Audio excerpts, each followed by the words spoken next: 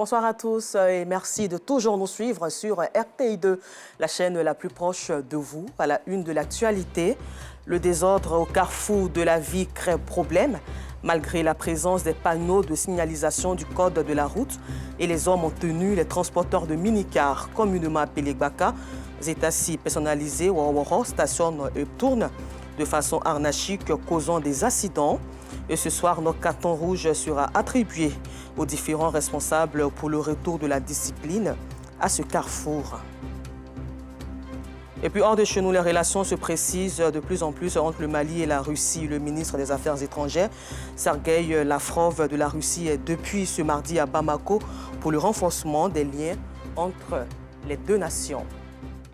Encore merci à vous de votre fidélité à RTI2. Mais avant tout propos, sachez que nous serons en compagnie de Issouf Bari, président de la FECOPSI, la Fédération des coordinations professionnelles des boulangeries et pâtisseries de Côte d'Ivoire, suite à la bonne nouvelle qui est tombée hier, portant sur la levée du mot d'ordre de grève qui ordonnait la fermeture des boulangeries et pâtisseries partout en Côte d'Ivoire. Mais avant, passons à notre rubrique du jour, le carton rouge.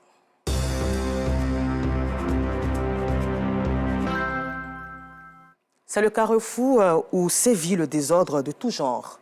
La vie est un carrefour où plusieurs véhicules en provenance de différentes communes d'Abidjan circulent est devenu le lieu de l'incivisme total des transporteurs. Malgré la présence des panneaux de signalisation du code de la route et des hommes en tenue, les transporteurs de mini-cars communément appelés Baka est assis banalisés, stationnent et tournent de façon désordonnée. À force donc de laisser aller, des gares se sont même créées aux abords de ces carrefours où les véhicules roulent en pleine vitesse, une situation déplaisante pour les usagers qui se sentent en danger. À cet effet donc, la rédaction de RTI2 attribue des cartons rouges aux différents responsables de ces désordres causant des accidents pour un changement.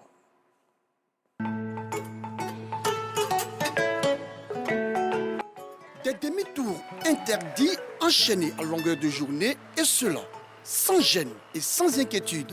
Ces faits se déroulent au moment où les piétons traversent la chaussée. Nous sommes au carrefour La Vie, dans la commune de Cocody.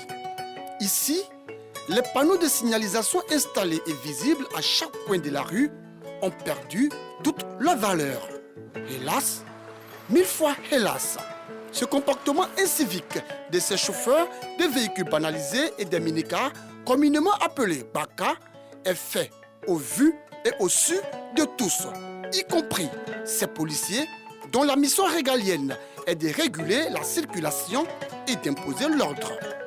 Si on doit tourner, genre on va aller au fond là-bas pour tourner là, ça crée beaucoup de bouchons. Bon, il y a ça aussi. Donc c'est un arrangement, les syndicats ont trouvé à les autorités là pour que nous on puisse tourner ici pour entrer facilement à la gare. Mais on ne se sent pas en sécurité parce que s'ils le font même au vu au sud de nos forces de l'ordre, ça veut dire que c'est de l'anarchie totale. Je pense que les forces de l'ordre, ça c'est leur charge. Ils ne doivent pas faire ce qu'ils ne doivent pas faire. Ils doivent faire ce qu'ils doivent faire. Au lieu de laisser les gens tourner comme ça, ce serait mieux qu'ils fassent preuve, n'est-ce pas, de ce qu'on leur demande de faire. Quand on dit qu'on est agent des forces de l'ordre, on ne doit pas laisser un tel véhicule tourner sous ses yeux. Chaque jour, c'est la peur au ventre que les usagers s'aventurent sur ces voies du carrefour La Vie, où des chauffeurs de transport en commun, sans crainte, font de fausses manœuvres. Ils n'ont peur de personne. Ou si vous voulez, il n'y a rien en face. C'est pas tous les jours on tourne là-bas. Mais souvent les policiers me sont là-bas. Au carrefour La Vie, ce sont les transporteurs et les syndicats qui font la loi. Non seulement l'on roule à vive allure, sinon à tombeau ouvert, puis l'on stationne comme on veut, quand on veut. Regardez par exemple, en plein feu rouge, ils obligent leurs passagers à descendre de leur véhicule, mettant ainsi leur vie en danger.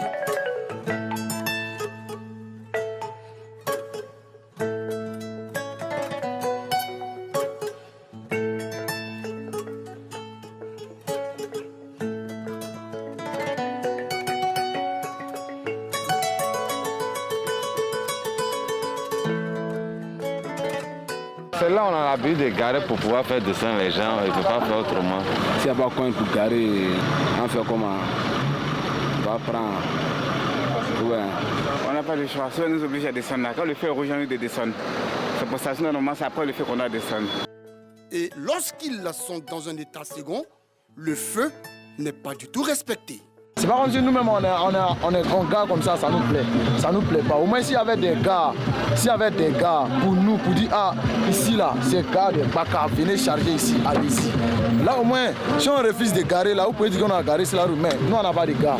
Une situation inquiétante pour les usagers qui disent être conscients du danger imminent qui les guette. Il y a plus de risques, hein? Comment on peut faire?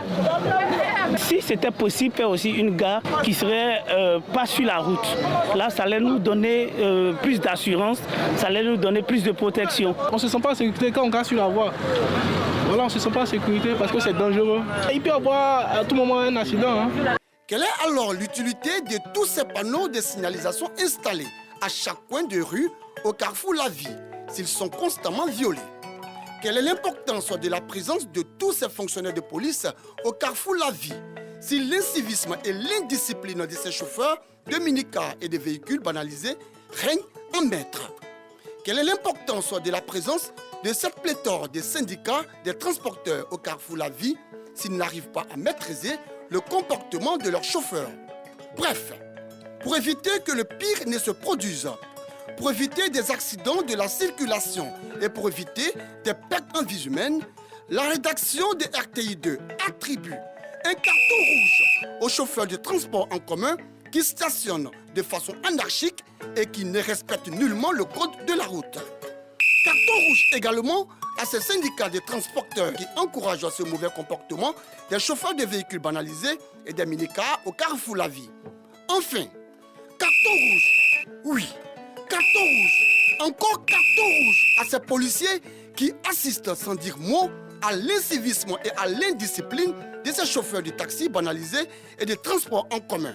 Eux, qui en réalité devraient imposer l'ordre à tous ces acteurs du milieu du transport qui font fi du respect des lois en vigueur ici au carrefour La Vie.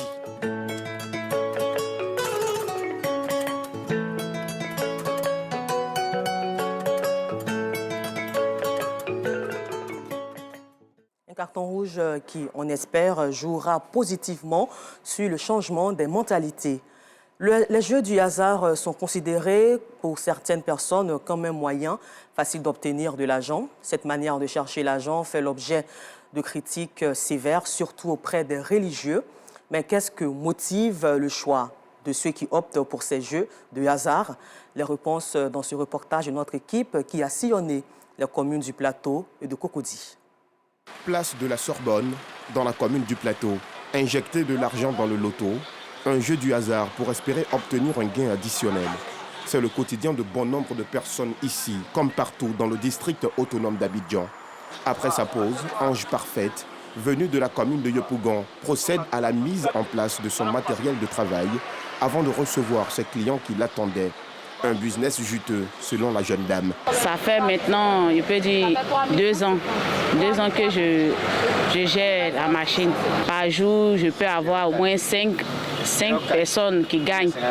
Souvent, au-delà de 5 aussi. Les jeunes ne sont pas trop, c'est les adultes qui jouent plus. C'est un bénéfice, c'est-à-dire le pourcentage, quoi. C'est un bon business. Joël, un habitué des jeux du hasard, se rend cet après-midi à 16h précises chez une gérante et opte pour la formule du loto à double chance. Il décide de tirer au sort les chiffres 71, 34. C'est un plaisir pour moi et puis le jeu me plaît. Ça, je me retrouve dedans parce que je joue régulièrement, je gagne. Je ne gagne pas toujours, mais en tout cas, je m'en sors. Je joue aussi avec plaisir et modération. Par semaine, je peux gagner 2 à 3 fois par semaine, dans le mois, plusieurs fois. Il faut reconnaître que le jeu du hasard apporte beaucoup à la jeunesse.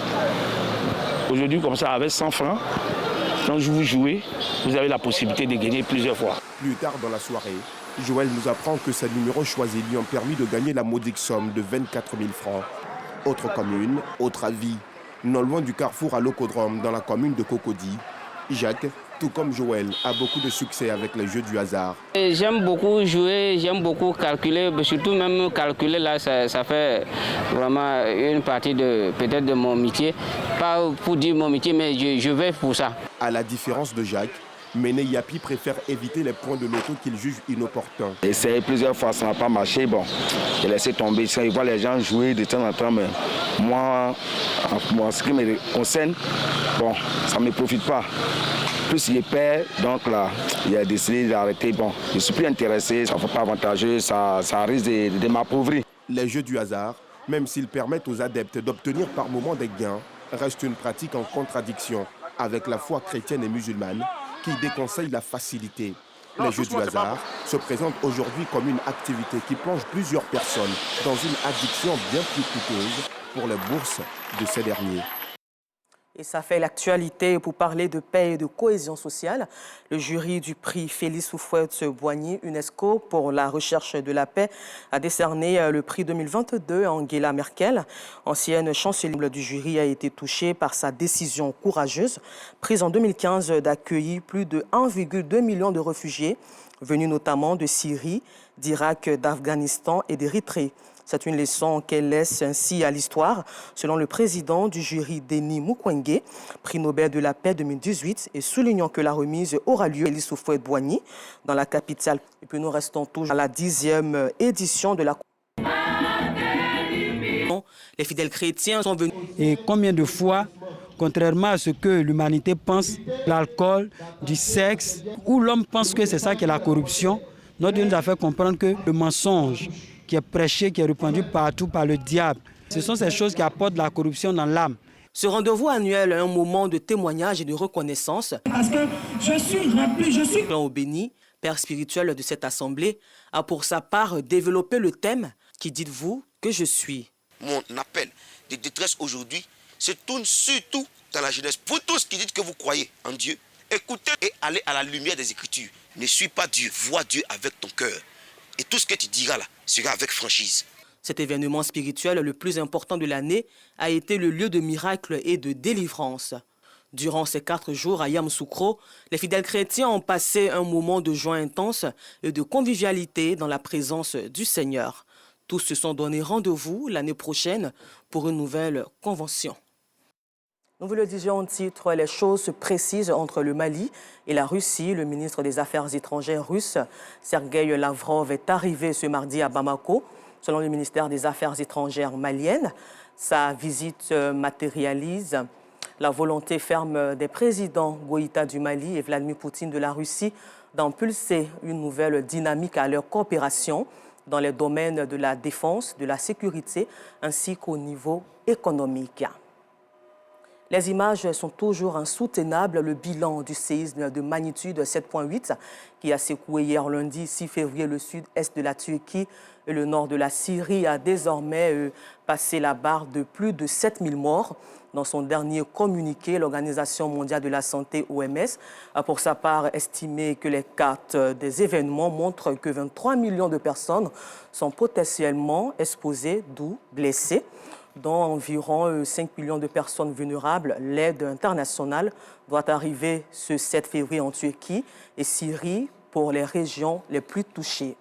Et puis nous vous le disions en titre, nous sommes à présent en compagnie de M. Issouf Bari, le président de la FECOPSI, la Fédération des coordinations professionnelles des boulangeries et pâtisseries de Côte d'Ivoire. Et avec lui, nous parlerons de la bonne nouvelle, qui est la levée du mot d'ordre de la grève de 2 jours qui ordonnait la fermeture des boulangeries et pâtisseries partout en Côte d'Ivoire. Bonsoir, M. Bari. Bonsoir. Encore merci à vous d'être sur notre plateau. Tout le plaisir pour moi. Alors, tout de suite, une grève qui devait se terminer aujourd'hui. Pourquoi un tel changement? Un tel changement parce que le Premier ministre a convoqué toutes les fêtières de boulangerie, il y en a 3 en Côte d'Ivoire, qui se sont réunis hier de 21h jusqu'à 22h au cabinet du Premier ministre au plateau. Et suite aux discussions, suite à l'oreille attentive que le Premier ministre a voulu accorder à chacune des fêtières, un dénouement a été trouvé et le haut patronat, qui avait lancé ce modèle de grève, a décidé donc de lever définitivement ce mot d'ordre de grève, de telle sorte qu'aujourd'hui, toute la sérénité est revenue dans le secteur de la boulangerie-pâtisserie partout en Côte d'Ivoire. Alors, M. Barry, un dénouement a été trouvé. Est-ce qu'on peut espérer que la baguette de pain restera toujours à 150 francs au lieu de 200 francs CFA? Pour l'instant, nous le disons, le prix du pain fait l'objet de beaucoup de surenchères. Je vous le dis, je prends par exemple, moi-même ce matin dans mon quartier, j'ai acheté du pain dans une boutique à 200 francs la baguette. Et je me suis présenté, je leur ai dit que ce n'était pas normal. Et en tant que citoyen consommateur, c'est ce que tous nous devons faire. Le prix homologué, c'est 150 francs la baguette de 174 grammes et 200 francs la baguette de 232 grammes. Au-delà, le ministère a ouvert un cadre de concertation qui est le comité de suivi de la filière boulangerie et le comité technique qui a été mis en place par ce ministère nous permet d'avoir un cadre de discussion. Pour l'instant, je puis dire que le prix du pain est toujours à 150 francs et 200 francs. Malgré l'augmentation du prix de la farine, nous avons demandé simplement aux boulangers de changer leur manière de vendre le pain à des revendeurs qui prennent près de 60 francs dans leur chiffre d'affaires sur une baguette. Vous avez demandé aux boulangers de changer, mais quelle initiative vous entreprenez en collaboration avec le ministère, votre ministère de tutelle? En collaboration avec le ministère, déjà, d'ici le 20 février, il y aura un atelier qui va essayer de plancher sur les différents thèmes de référence concernant le secteur de la boulangerie. Il y sera évoqué le problème de la distanciation, le problème de la commercialisation, le problème même de l'assainissement en profondeur de nos secteurs, parce qu'il y a beaucoup de déperditions d'argent que nous, les boulangers, nous concédons à des revendeurs qu'on appelle livreurs. Aujourd'hui, il n'est plus question, au moment où la farine passe de 21 750 à 25 500, de continuer à donner du pain à des revendeurs à 90 francs, voire 100 francs. Non. Nous avons déjà demandé sur toute l'étendue du territoire à tous les boulangers de faire en sorte qu'ils vendent aujourd'hui au moins leur pain aux revendeurs à 125, qui vont le déposer ensuite à des femmes ou bien à des boutiques pour la revente. Mais le consommateur final doit avoir le pain, la baguette de 150 francs, de 174 grammes à 150 francs et la baguette à 200 francs pour le poids de 232 grammes. Il n'y a pas de changement pour l'instant, mais le cadre de concertation il n'y a pas de changement sur le prix du sac de 50 kg de farine. Il n'y a pas non plus de changement sur le prix du sac de 50 kg de farine parce que ce prix nous est imposé en fait par le prix international du blé. Mais nous disons qu'il y a des mesures que le gouvernement a prises, notamment une ligne de garantie qui sera mise en place, qui a été déjà actée dans l'attestation gouvernementale du 30 mars 2022 pour permettre aux boulangers de mettre à niveau leur matériel, de mettre à niveau aussi le secteur, de résoudre un certain nombre de problèmes. En plus de cela, on a demandé aux boulangers aujourd'hui de faire en sorte qu'ils puissent assainir le secteur en ne bradant pas la marchandise qu'ils vendent. Parce que c'est cela. Il y a deux modèles économiques qui est en place ici. Le modèle de vente directe au guichet.